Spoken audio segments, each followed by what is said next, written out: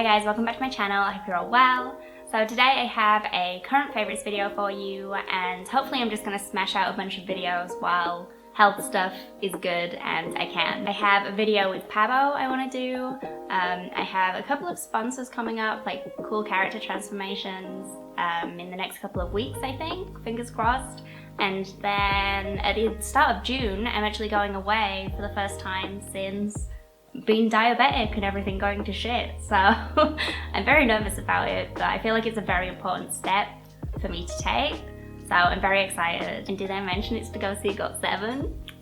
So first up is this Morphe lash book, and I actually got this to rip apart and work out how to make my own, and it seems like it would be relatively simple, so I might do a video on that if I do actually end up doing it, because I need more than this. I have a lot of eyelashes. Eyelashes are my favorite, so I would need many a book and it would be very expensive. So I want to try and make my own. So in here I've just been keeping the lashes that I frequently use, and also some lashes that I want to encourage myself to use as well, because I often buy lashes and I store them in my makeup drawers and I forget about them because I can't see them. So lashes that come in boxes like this, for example, where there's no clear plastic bit, I just put them away and then I forget they exist, and I don't want to go through a bunch of boxes, so this is perfect. I also put these little labels in there as well with the brand name and the style, so once I get scraggly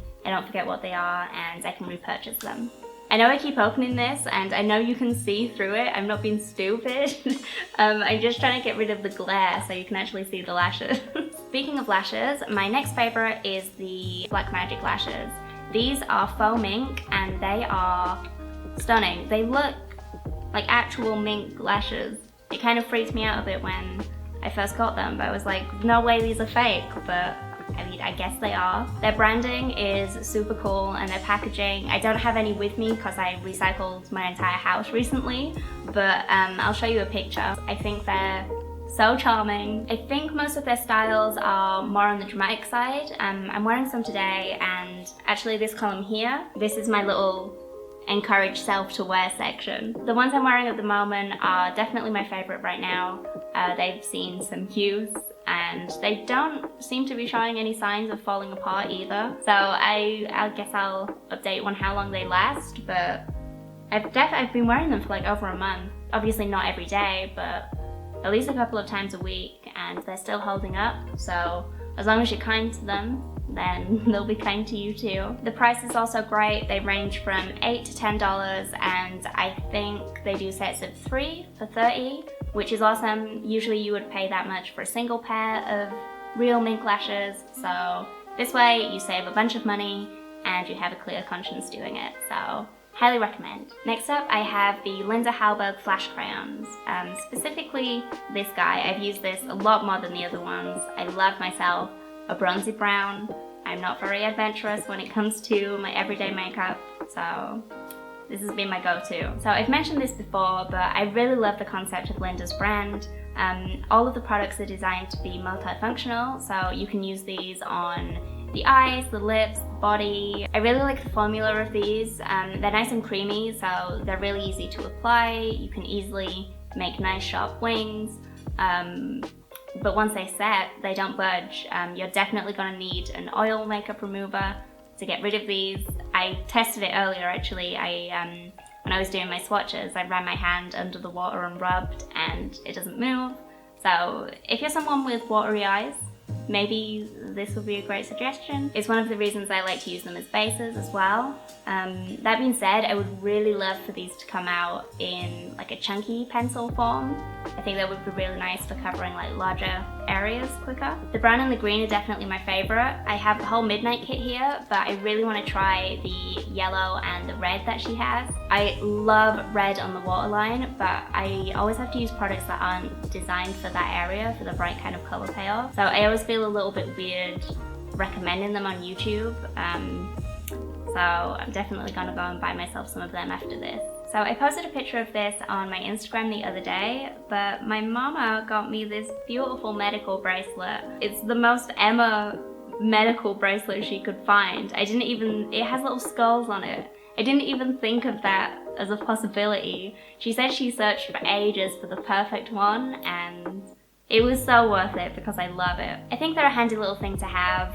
It definitely brings me, my mom, Brad peace of mind when I go out by myself and stuff, when I go on holiday. So yeah, I went on the website and they have loads of different designs, like tons, pages upon pages of possibilities. So if you're looking for one for yourself, or as a gift, I think they'd be a really nice gift to give. So I'll link that down below. And speaking of diabetes, I'm actually coming up to my 1 year anniversary, I guess, or birthday. My diabetes is gonna be having his first birthday soon.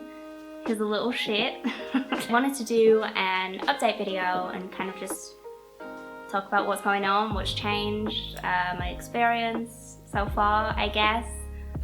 But I wanted to know if you guys had any questions. So if you do, feel free to leave them in the comments. It could be about just my experience or just diabetes in general. I'll do my best to answer. So maybe mention in your comment that it's for that video so I don't miss it. Yeah, I'd love to speak more about it. It's not something I knew anything about prior to getting diabetes. So yeah, I kind of just want to share. Last but not least, I have a Korean drama I want to recommend. I have a confession to make. I love every single prison related show or documentary I've ever seen. I don't know what it is. I always have done since I was a kid. It's just one of my things, I guess. So when this popped up, I was like, sure, I'll take it. That's a lie, actually. I avoided watching it for the first few weeks because in the thumbnail, there was a picture of a baseball and a bat. So I just presumed it was very heavily sports related, and that put me off. Turns out it isn't so heavily sports related. I mean, it definitely plays a huge part. The main character is a professional baseball player, but you're not going to be sitting and watching him play a baseball game every episode. Don't worry. So your main guy, Kim Jae-hyuk, gets hit with this unexpected prison sentence. Life really threw him a curveball, I guess you could say. The story is him dealing with that, and while you get to see his prison life as well, obviously there are many people in the prison, so you get to see their stories as well. As always with dramas, you're in for heartbreak and a journey and some melodrama every now and then. It also has a great sense of humor. I find myself watching it and getting super into the serious side of it, and then just a ridiculous scene will happen or a stupid joke or I don't know, and I'll catch myself like cackling because it's so funny. Also, my boy Sang-yoon from Winner was in it. Winner is one of my favorite groups, and I knew he'd been doing some acting recently, but I hadn't taken note of any drama names or whatever. So when he popped up, I was like, oh my god. I was texting my friend Noodle like, look who it is. Speaking of Winner, if you've seen this show or you watch this show and you know who Winner is, Jin-woo in particular, don't you think, oh my god, what is his name? Jung Kyung-ho. Don't you think he looks exactly like Jin-woo? Like an older version? I wish they had used Jin-woo in the flashbacks. It would have been perfect. And then Minho was on the soundtrack as well. All you need then is a Hoonie and you've got a full group. Highly recommend. It's a bit of a commitment though. I think there are around 16 episodes, which doesn't sound too bad, but each episode is like an hour and a half long. So it's a bit of a commitment. I struggle to watch subbed things because usually I watch my entertainment while I'm doing something on another screen. I really struggle with paying attention to one thing. So it took me a very long time to get through it, but it's definitely worth it. But then that's it. That's everything I wanted to talk to you about today.